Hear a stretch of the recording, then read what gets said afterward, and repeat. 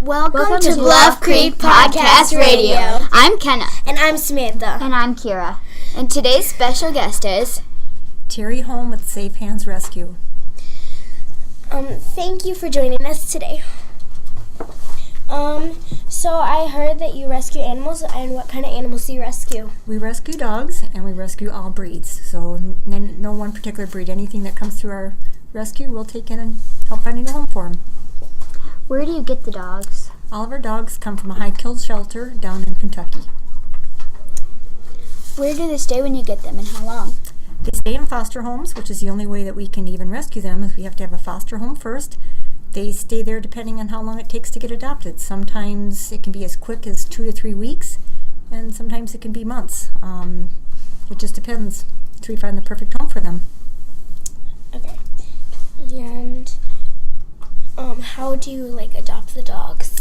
If you're interested in adopting one of our dogs, usually you would go to Pet Finder and look at all the dogs and find one that you like, that kind of says, I want a big dog, small dog, certain colors sometimes.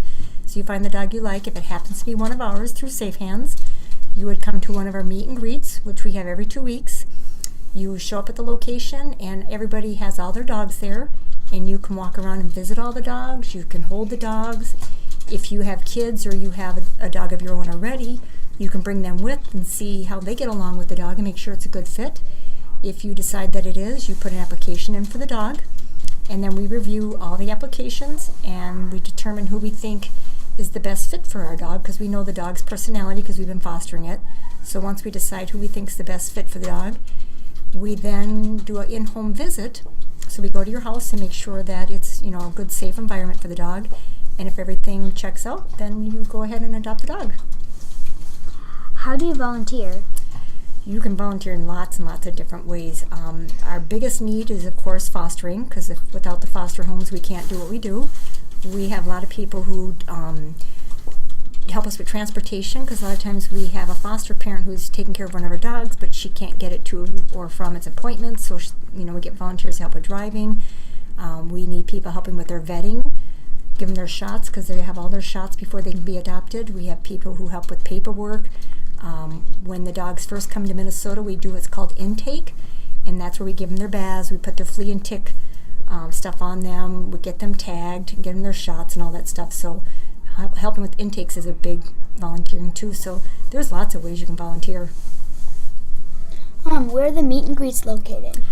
We have 2 locations. One is in Minneapolis, which is off of 35W and Stinson Boulevard, and the other one's in Plymouth, off of Vicksburg Lane. Right. And I was wondering, why are there so many dogs?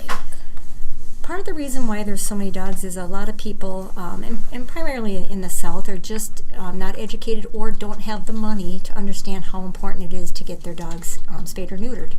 And if we don't get our dogs fixed, then they just keep having puppies.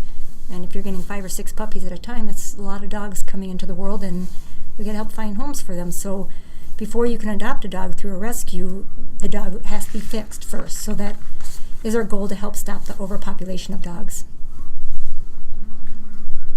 How did you get involved?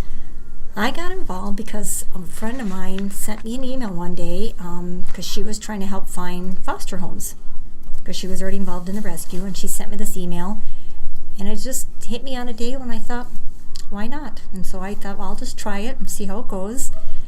And I probably fostered about 40 dogs before I decided to keep one, and then I started volunteering in other ways. I coordinate all the spay-neuters appointments for the rescue. So it was just one of those things that I'm just very happy I did. So you kept 2 of your dogs? I have 2 dogs from a rescue, one through this one, and one that I got at Humane Society, yes. How many foster parents do you have lined up? That varies. It depends on the time of the year, it depends on how many dogs you already have in the system, but I'd say anywhere between 30 to 70 at any given point in time. How does it matter on the time of year? People are busier, like in the summertime, people go on vacations more often, so they're probably not, around as much or able to foster. In the wintertime, we tend to have more people able to foster because they're home more. Sometimes around the holidays, we don't get as many people to foster because they're busy with the holidays, so they don't want to take in another dog right now, or they don't have the time to, so it just depends. So, if the dog doesn't have someone to foster it, what do they do with it? Unfortunately, if we don't have someone to foster the dog, we're not able to save it. We're not able to bring it up here and rescue it. And we just got to hope that the dog doesn't get put down in the kill shelter. So that's why the foster is the very most important thing that someone can do to help us out. Where'd you go to school? Blaine High School in Blaine, Minnesota. And when did you start being interested in doing volunteer work for rescuing dogs? I've been involved for about 8.5 years. Do you have any hobbies? Lots of hobbies. I like to golf, love softball, love boating, love playing with my grandson, so I have lots of hobbies. Thank you so much for joining us today. Today's podcast was brought to you by Bluff Creek Podcast Radio, encouraging you to connect with somebody new today. Very cute. I think it's still recording.